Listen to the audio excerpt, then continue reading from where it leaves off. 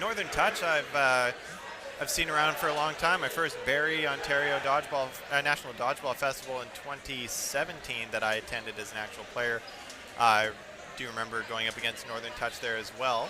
I do believe they used to go for more of like a white theme to their jerseys, if I'm not mistaken. But now they're rocking red and black. Yeah, they've been, at least for a couple of years, they've been on the red and black theme, which is, a venerable dodgeball color scheme for jerseys. Well, that buzzer is definitely going off. Okay. They wanted to make sure everyone heard it. Did you catch that? Sorry, I wasn't sure if the buzzer was going off. So Northern Touch, the long-timers on this team gained a lot of experience and camaraderie playing trampoline dodgeball. They've transitioned to being a very successful court team.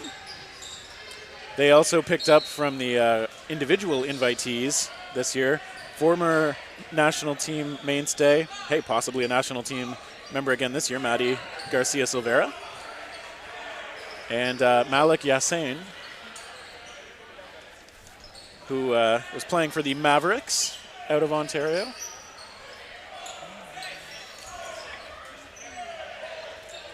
So we got Tyler and Miles Dongan. So I think for this one, we should just refer to them as Tyler and Miles, if possible, because it's just going to be Dongan and Dongan. There's a third one, too. On this team? Currently sitting off. You can see him just on the spectator side of the netting, number 3. You got and Tyler, Travis, and Miles Dongan. Real family affair here. I'll be honest, I don't know them personally, so I won't be able to tell you which is which except for by their jersey number. That'll be enough, I'm sure. Yeah, we'll just call them Dongan 22. You see currently Quarma with a one-player advantage. Yeah, they've got the player advantage, so they do have the burden to throw now. Trying to feel it out, but Northern Touch not making it easy, but a ricochet into a teammate there. That always hurts. Yeah, Travis getting hit out on the ricochet. David Carr-Harrison protecting himself, did get out a teammate there as well. We see Tremblay knocked out even as he went high, kicked those legs out to the side, and his feet got tagged by the shot. Chais may have given up his fuzzy mustache, but we see that they're still alive and strong in Quebec. Yeah, Tremblay has been sporting a mustache with fine points for as long as I've seen him playing dodgeball, so. I gotta say, it's quite the commitment. Mustaches, you gotta, no, a center line. Yeah. First one that I've seen this tournament today from Beliveau. Now, you don't see those too often, but, I mean, he noticed right away. Couldn't pull himself back in time. Exactly. But Northern Touch still with just 2. Carr-Harris letting go, missing a little high. See Garcia Silvera on the left, crouched down. He lets go shy, back and forth. We see the exchange, losing Carr-Harris from Northern Touch and nobody from Quarma. That was a great rally there. Not even sure that that's generally used as a dodgeball term, but that's all I can really call it. Beautiful jump from Silvera. He's a very athletic player. The way that he went on to, so he fell down, right? He got to the ground, and his legs are out in front of him. And the way that he tucked his legs back was just brilliant. He didn't use his arms at all to brace himself, so he was able to maintain his defensive position without putting himself in any sort of danger. And Silvera works as a personal trainer. He's a very fit guy. He's coached me on my fitness, although not all of it stuck. I blame myself. That was almost a catch from the looks of it, but it looks like he blocked into the ground and then just tucked the ball back into his lap. Quarma now down to 2 players. They're going to have to work for this. Silvera is not giving any ground. Yeah, he's knocked out Walsh. He's even staying in the aggressive position, right? He's staying kind of high up in the transition zone. Transition zone actually pretty clearly marked now because of the warning line for the women's game. Is he pointing at the ground there? No, that hit the ground. That transition zone is typically what we call the kind of neutral area between the offensive area and the defensive area at the back of the court. Your transition game is actually really important in competitive dodgeball. Ooh. Almost reached for it. Well, actually, I shouldn't say almost. He reached for it, but luckily the ball went too wide. Yeah. Silvera showing a good inside curve there. That slider doing work for him. He's also very hard to hit when he folds up behind the ball. Not afraid to be aggressive, and he makes it happen. Unfortunate there. It looks like they were looking for a trade, and unfortunately, Perrault de Mer was not able to connect. Now, if they had traded and the referees were unable to determine who hit first, it is a common courtesy that sometimes they will just reset and play one-on-one. Yeah, that's if you can't tell which ball that struck a player went dead first. Exactly. Only if you can't tell. But in that situation, with how high Perrault de Mer had thrown, I think it's entirely possible that even if he had traded, his ball still would have died second. Now we see Northern Touch putting a bit of pressure on as Quarma comes up to the line. They're gunning for Randall there, number 33. Armsden, also a member of the Dodgeball Canada board, as I understand, was re-elected unopposed for his position. I don't remember the exact titles, community outreach, something to that effect. Yeah, he's been the guy there for a while. Yeah, he's the man to talk to if you need to order balls or just coordinate the business side of things with Dodgeball Canada. And if you need a cheerful teammate. I mean, if he isn't playing with Northern Touch anyway. Armsden has been a mainstay of the dodgeball scene in Ontario for quite a while. He joined Northern Touch fairly recently after stints on the old Smash Bros team and Mayhem last year at Nationals. Smash Bros team, was it called Smash Bros? It was. Oh, because we have a team in Manitoba that generally plays developmental, like for people who want to move up a level, and they're known as Super Smash Balls. Terrible ball puns that you'll see in recreational play, but you know what? Always fun. It's also enjoyable, too, once you get up to the higher level and the team names are no longer ironic. And we see Quarma to the line under pressure. Armsden shoots, and it's popped up, but no team catch to be had. Yassine was focused on guarding the man in front of him with a ball. And that's why guards are so effective. Quarma kept his attention, and the team catch was not made. But now Northern Touch still with the player advantage. Now holding the equal number of balls. It is their turn to throw. And Carr Harris connecting into the middle, and I think that cross shot from Yassine connected as well.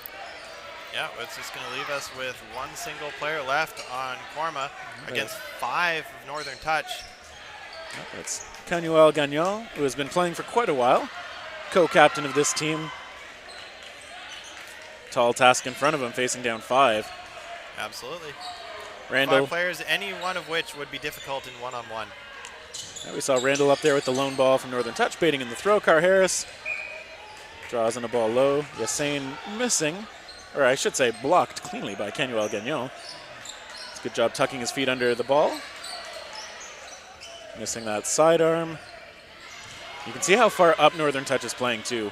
They just want to make sure that Quarma does not have any room to come up to the line that they don't earn for themselves. So Carr Harris there staying nice and high up on the offensive zone there, really close to the line, not letting his opponent get close. So the reason why you want to do that when you have a player advantage is that the other team then has to throw from further back, which means that their ball will be a little bit slower when it arrives. You got a little bit more time to react to it.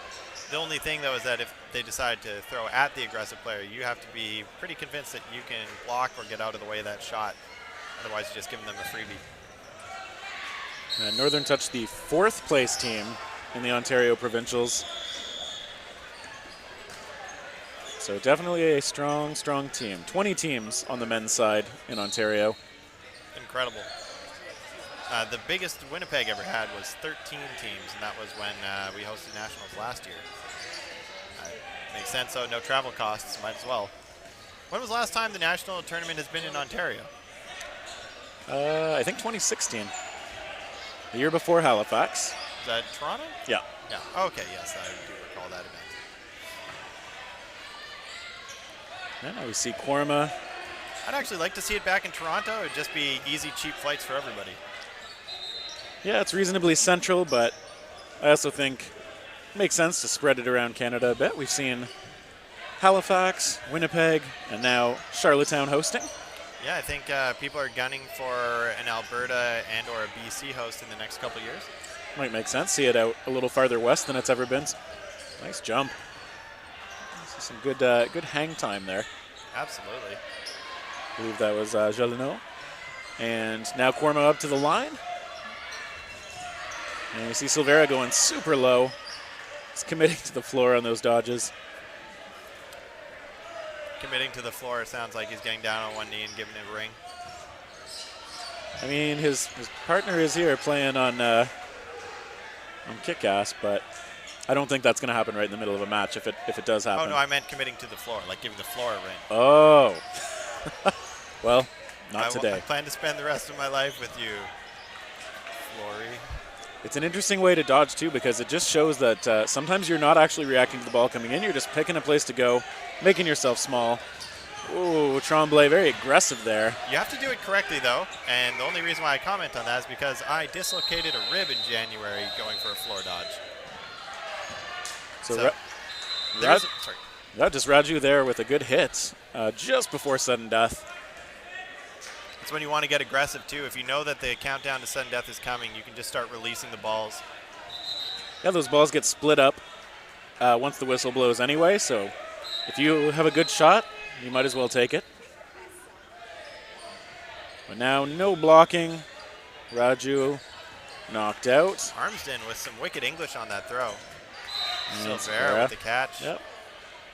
Yeah, Armsden has a lot of curves on his shots. He's a pretty solid catcher, too, so. Real throws have curves. I think it's interesting that Northern Touch has gone with the camo pattern and yet bright colors. I'm not sure what they're going to blend into. You ever watch Babylon 5? Not on purpose. Okay, well, their hyperspace looks just like that. So they'll blend into the hyperspace in Babylon 5. Well, I do appreciate they've got the white letters and numbers on there. Once again, making it easy for us to make out who's who. Absolutely. I am not looking forward to seeing more games where the jerseys are essentially camouflaging the name and number of the players. I just wait till you see Rampage's new jerseys. I like them, but they're not friendly if you don't know who the players are. Had a hilarious moment last year with Rampage where the producer of the stream at the time was pronouncing it Rampage. It's like some form of ramp. Got some rampage going on. And Northern Touch there, hot out the gates, connecting right off the snap. Yeah, Raju knocked out. Northern Touch ramping up the energy in their game. Yeah. Perot passing the ball over.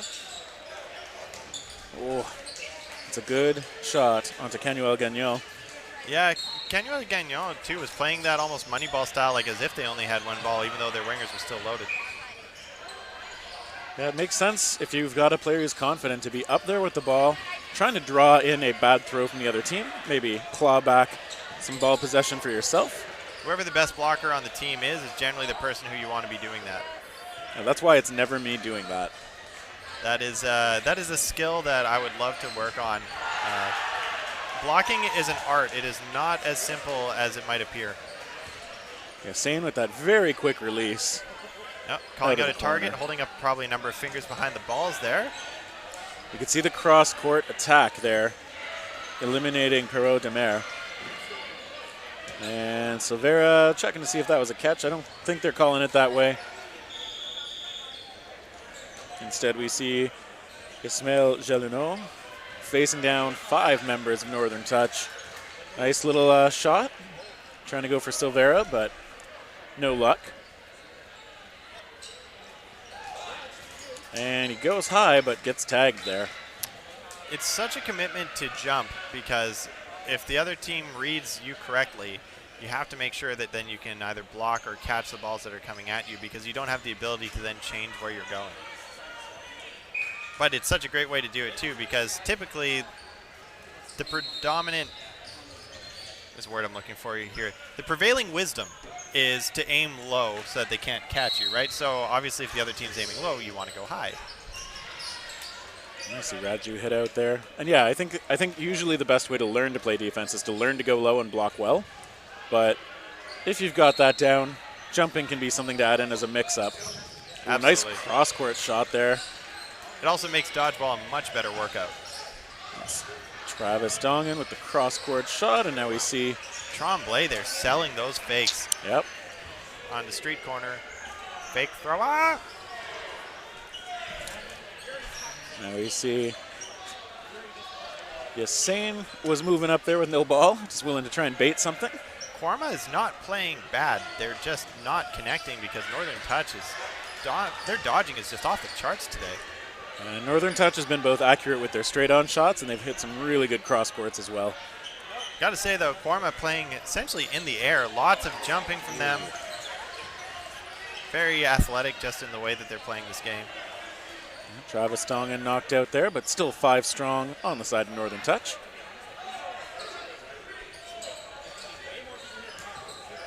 Nice shot there. Yeah. That's Carr Harris connecting pretty solidly. Yeah, hitting Ayubi out. I feel like we owe it to the Quebecois players to just have them on the stream and just pronounce their names correctly. Yeah, I'm going to have to work on my French. Like, is that Ayubi? Ayubi? Like, I'm trying my best. That's another great thing about Canada too, right? Is that regardless of what language you speak, you can come out to this tournament and play. And we have representation from all the provinces now, don't we? I believe so. Proper coast to coast now. Absolutely. All the it was getting all the Maritimes on board. That was kind of the last step. And that's where we are now. Walsh with a good clean block. Joshua Walsh actually did an interview for Dodgeball Stream and learned a lot about his players there. He I believe is also involved at the organizational level for dodgeball in Quebec. A lot of the organizers are also players these days. It's a hard game to really get into at first unless you've played it. There's a lot of subtleties to it, but anybody can play it. Like we were saying before, advantages to all body types. It really is a game for everyone. Armsden there, fearlessly going for the 1-for-1. Yasin as well, that quick release twice. Connecting on the second one and leaving just Walsh alone for Quarma. Now, interestingly there, I noticed that Gélineau dropped his ball into the ground rather than bring it to his teammate. When you are knocked out, you are permitted to pass the ball off to a teammate, any ball that's already in your possession. And some leagues have rules where you have to drop the ball where you stand, and it's entirely possible that might be a rule from back home. Would be why he dropped it, but generally you want to bring that ball back to your team. Walsh there putting on a good display here. Nice left-handed shots. Yassine committed to the catch there, but he did get tagged. Dongan and Armsden with the block. If he was so committed to the catch, why didn't he marry it? I don't know if that's legal in PEI. Can't marry a catch. Going low, taking a shot, and Armsden with a nice clean catch. Looked effortless there, just scooped it up. Arms coming from underneath as well. That's an important part of catching as well, as you don't want to spike the ball into the ground. If you miss it, you kind of want it to pop up. A lot of times when players are new to trying to catch at the competitive level, best thing to do is to kind of keep your elbows tucked into your sides and just try to trap the ball with your hands against your body. It's the safest way to learn. It's not the only way to catch, but for most of us, it's the easiest way to catch. When you see people doing the chicken wing, where they seem to kind of make a chicken wing out of one of their arms, that's generally from a football background.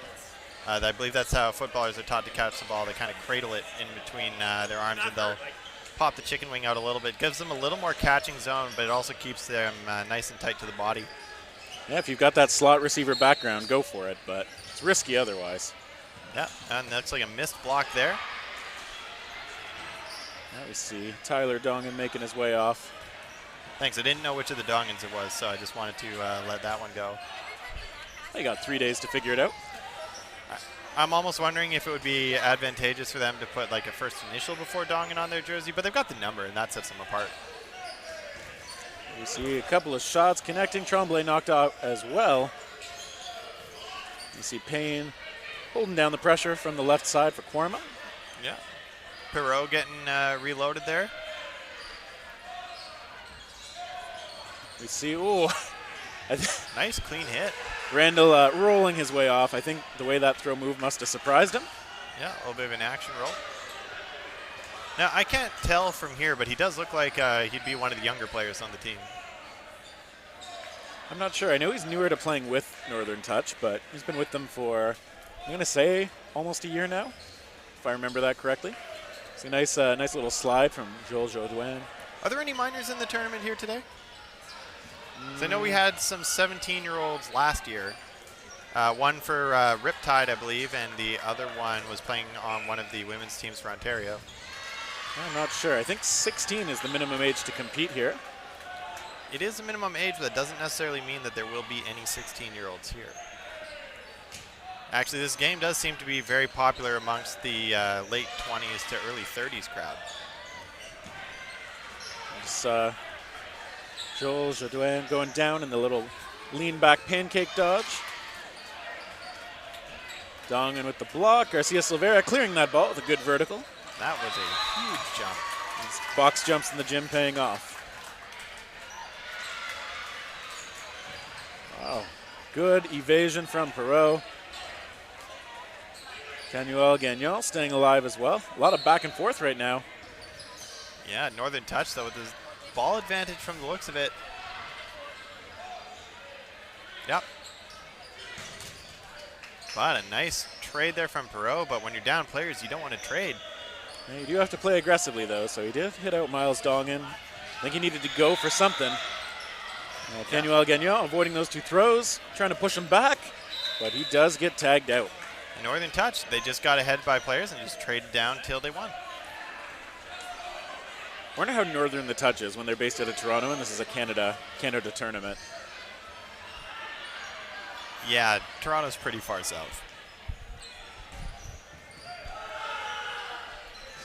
And Northern Touch has competed in some of the, in past years, the UDC trampoline dodgeball tournaments. I'm just thinking, though, since most of the cities would be along the southern border that are participating in this, would there be anyone even that much more north? Oh, I'm not sure. I'm not even sure what the northernest team would be here. Probably the team from Saskatchewan because, as I understand it, Saskatoon is kind of in the middle of Saskatchewan and Regina as well. The rush, both teams pretty quick. Carr Harris missing that one a little low. Not quite where he meant to put it, I'm sure. Saw him shake his hand off afterwards, usually an indication that the throw didn't quite go as planned. Oh, Tremblay there with a solid topspin but not connecting. You see a lot of these players know how to throw different kinds of curves. Ooh, nice grab by Yassane. That was fantastic. He's definitely a strong catcher. I'd say that from playing against him quite a bit in Ontario. You can't hear it from our voices because we've trained ourselves to not eat our microphones when we get excited, but that was a very exciting catch. Now we're in sudden death. There is no blocking allowed. Northern Touch, a bit of an edge. Not spending it on a kill there as Carr Harris misses. Gelino passing it off there. And we see pressure from the corners of Northern Touch. Well, Quarma comes up. There's a block. Gelino makes a connection there, knocking out one player from Northern Touch. Payne traded back out, though, as Miles Dongan connects. I'll be honest, I don't think I saw a lot of Payne in this game. I think they've just been long rounds, and he was sitting out the rounds that went long.